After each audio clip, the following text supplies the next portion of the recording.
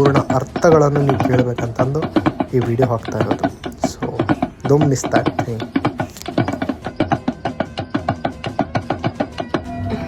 ಅಲ್ಲ, ಯೋಚನೆ ಮಾಡಿ, ನಮ್ಮವ್ರು ಅದನ್ನ ಅರ್ಥ ಮಾಡ್ಕೊತೀವಲ್ಲ. ನಮ್ಮ ಧರ್ಮದ ವಿಚಾರ ಹೇಗಿದೆ, ಲಿಂಗ ಕಟ್ಟೋದು ಹೇಗಿದೆ. ಒಬ್ರು ಹೇಳ್ತಾರಲ್ಲ ಏನಂತ ಹೇಳ್ಬಿಟ್ಟು, ಕೋಳಿ ಕೂಗೋದಕ್ಕಿಂತ ಮುಂಚೆ, ಅದನ್ನು ಕಡಿಯೋದಕ್ಕಿಂತ, ಸೌಂಡ್ ಕೇಳೋಕ್ಕಿಂತ ಮುಂಚೆ, ಹಾಲು ಎಲ್ಲಕ್ಕಿಂತ ಮುಂಚೆ, ಹೂವನ್ನು ದುಮ್ಮಿ ಮುಟ್ಟಿ ಮೆಲಿಗೆ ಹಾಕಿನ ಮುಂಚೆ ಅಷ್ಟೊತ್ತಿಗೆ ಅದು ಲಿಂಗ ಪೂಜೆ ಮಾಡೋ ಅಂತ ಹೇಳ್ತಾರೆ. ನಮ್ಗೆ ತತ್ವ ಹೇಳಕ್ಕೆ ಬರ್ತಿಲ್ಲ ಅಂದ್ರೂ ಮಾರ್ಮಿಕ ಇದು. ಆ ಬ್ರಹ್ಮಜ್ಞಾನದಲ್ಲಿ ಬ್ರಾಹ್ಮಿ ಮುಹೂರ್ತ ಒಳಗಡೆ ಆ ಟೈಮಿಗೆ ಇದು ಮಾಡು ಅಂತ.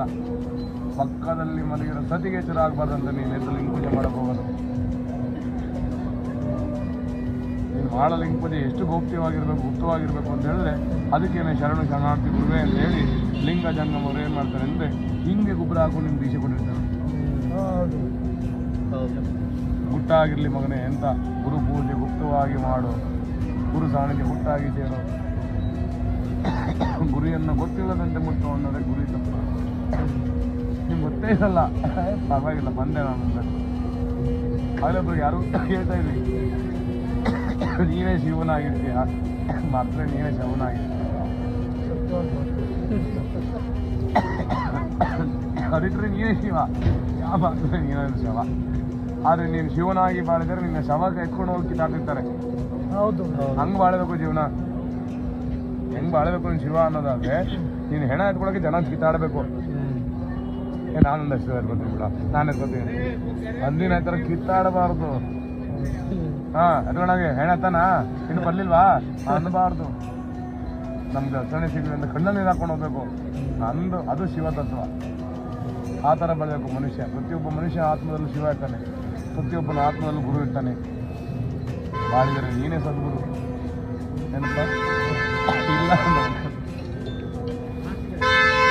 ಇದು ಹಾಗೆ ತೊಂದರೆ ಇಲ್ಲ ನೋಡಿ. ಆ ಒಂದು ಮಾತಿಗೆ ಎಷ್ಟು ಮಾತು ಬರ್ತೀವಿ. ನೀವಾಗಲಿ ನಾವಾಗಲಿ ಇಲ್ಲಿ ಮಾತಾಡ್ತಿಲ್ಲ. ಕೂತಿರೋ ಒಳಗಿರೋ ಅಗ್ನಿಯ ಒಳಗಿರೋ ಸಿದ್ಧ ಇದನ್ನಲ್ಲ, ಬೂದಿ ಮುಚ್ಚಿದ ಕೆಂಡ, ಅದು ಮಾತಾಡ್ತಾ ಇದೆ. ಇಲ್ಲಿ ನೀವು ಕೂತಿರೋದು ಅಂಥ ಕ್ಷೇತ್ರ, ಅಂಥ ಸ್ಥಳ. ಈ ದೂರದಲ್ಲಿ ಎಷ್ಟು ಚೈತನ್ಯ ಆಗ್ತಾಯಿದೆ, ಅಷ್ಟು ನೀವು ಚೈತನ್ಯವು ನೀವು ಮಾತಾಡ್ತಾ ಇದ್ದೀವಿ. ನಿಮ್ಗೆ ಅರಿವಿಲ್ಲದಂತೆ ನಿಮ್ಮ ಆತ್ಮ ಮಾತಾಡ್ತಾ ಇದೆ. ನೀನು ಲಿಂಗಾಯತನೋ, ಜಂಗಮನೋ, ನೀನು ವೈಷ್ಣವನೋ, ನೀನು ಬ್ರಾಹ್ಮಣನೋ, ಕ್ಷತ್ರಿಯನೋ ಲೆಕ್ಕ ಬರಲ್ಲ. ನೀವು ಕೇಳ್ತಿರೋದು ಒಂದು ಶಿವತತ್ವ. ಆ ಶಿವತತ್ವದಲ್ಲೇ ನೀನೇ ಶಿವ ಅಂದೆ ನಾನು. ಹಂಗಂದ್ಮೇಲೆ ರುದ್ರಾಕ್ಷಿ ಹಾಕೊಳ್ಳೋಕ್ಕೆ ಅಂದಮೇಲೆ ಶಿವನಿಗೆ ಹಾಕೊಂಡ್ರೆ ಇನ್ನು ಯಾರಿಗ ಹಾಕೋಣಪ್ಪ. ಯಾಕೆಂದ್ರೆ ನಾನು ತಿನ್ನು ಉಣ್ಣು ಅಂತ ಯಾವ ವೇದನೂ ಹೇಳಿಲ್ಲ. ಯಾಕೆ ಬೇಡರ ಕಣ್ಣಪ್ಪ ತಗೊಂಡು ಬಾಡಿಟ್ಟಾಯ್ತಾ.